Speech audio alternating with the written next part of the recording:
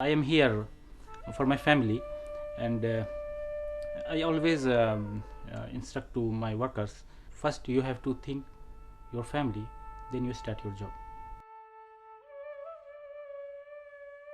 When I finish my work, then I talk to my wife. Always when I call to her, she asking, are you okay?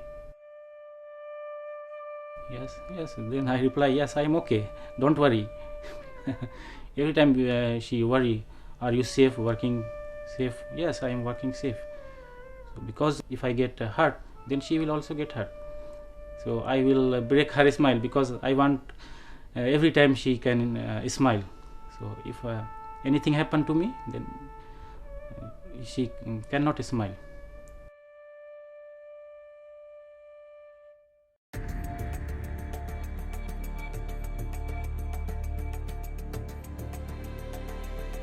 Incident injury free is really it's a mental state of belief.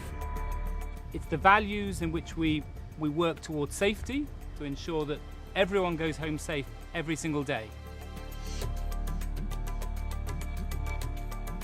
We've recently reached 50 million man-hours LTI free. 2 years ago, we had to question, was that really possible? We made that commitment to ourselves, not really sure how would we get there, but we have. And now for me, it's that firm belief that we can do it, and it's getting all of the workers to believe I can do it too. I can work today without being hurt.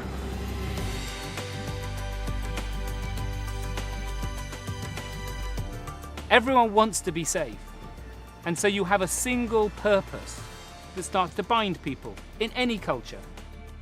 We touch upon them that we recognize that they have left their families, all of them. And we touch upon them that it's for us success if they go home safe. I feel personally accountable for the welfare of the 52,000 people.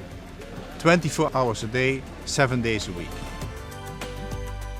We have to train them to work as safety officers for themselves and for the people working around them, to ensure they are working in safe conditions. And what it means is when they're on site, they will be willing to intervene if they think something's unsafe. Yeah, they will feel that we've given them that responsibility and accountability to make sure that what they do is safe every day. So Safety Day, I think it's two things. One, it's a celebration of what we've achieved so far. And I think it's an acknowledgement, saying it's an acknowledgement of all the effort people put in. People are starting work at 5 o'clock. It's hot, you know? It's very hot.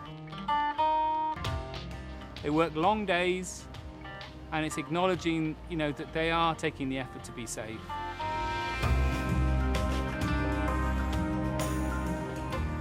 But it's also an opportunity to look forward. The project gets more and more hazardous. You know, our risks have been up to now, been very heavy construction, lots of heavy weights, lots of lifting, lots of working at height. But the next risks coming forward now are ones where we'll have systems under pressure, we'll have explosive gases, we'll have gases with poison in them that essentially, if people don't manage their safety risk going forward, could create a very, very serious accident. In Japan, we have some words for long journey until last mile. We should think it's just halfway. So we keep focus on we have to stay sharp until everyone go home. You need to keep on refreshing it. First of all, for the hazards, which will be changing over time once the project progresses, and also new people will come. It's also about myself and others coming out and saying, thank you. You've really done a good job, and I appreciate it. It's a personal thing for them as well. I mean, seeing them happy, having a gift or a certificate that they can carry after the project. Hopefully this will be like part of their history, and also talking to their children later on when they leave this project, which is very good. We have, I think, 50 nationalities at least represented in the workforce, with at least that many languages and dialects. So communication itself is an issue. So making it relevant, I think, is all about finding a way of motivating each group in its own particular way. So today, Kapil Dev, very, very famous Indian cricketer, is able to engage over half our workforce who are Indian, but also probably another 30% that are other cricket-playing nations, and he can talk to them in the language they identify with. When you look around the work they are doing, I think unbelievably big. I haven't seen any project bigger than this in the world. I think Shell have gone much higher in my imagination, how closely they watched the interest of a human being, and that's why the success is so pretty.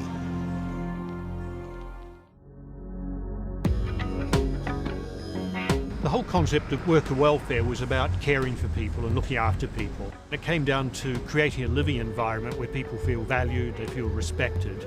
This is what people would generally call a contractor camp. We call it the Pearl Village. We have a mayor, it's a community. I said, good evening, everybody. I've been here for over 2.5 years, and I've seen Pearl Village grow from a community of 2,000 to an upwards of 50,000 where we stand now.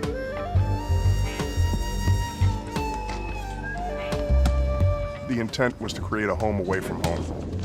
With all these events that we have going on in the Al-Muntaza every night, and also the events going on inside the camps, we've managed to accomplish that.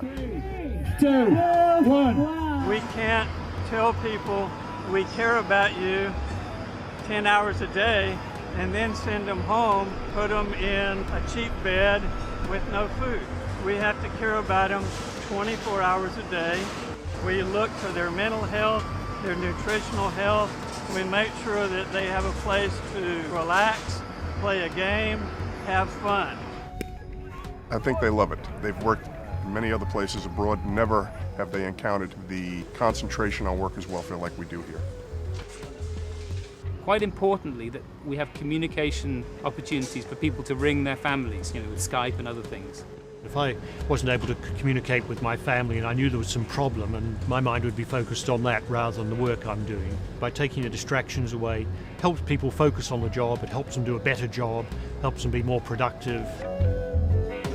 Of course, like any town or any village, people have issues. And for that we've established what we call our Aunts and Uncles program.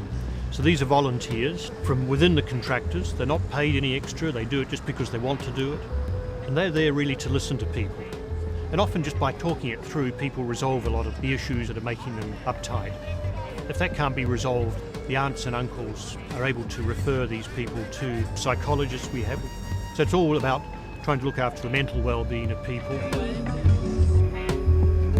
When you take care of them, they will tell you that Shell is serious about safety because they show that they are prepared to spend money and effort to take care of the workers. And if you do that, I'm a very strong believer that if you take care of your workers, your project will be a success.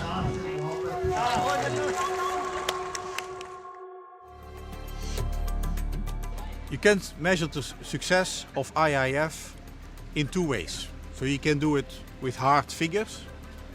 If you look at those hard statistics, we are best in class and we're getting better every month. We've got to 50 million hours without a lost time accident. That's a record for Shell in 100 years of history in any project that Shell's ever engaged on. I think the second thing I measure it is just the attitude of the people. And when you actually engage individually with a worker, do you see an expression of their commitment to safety?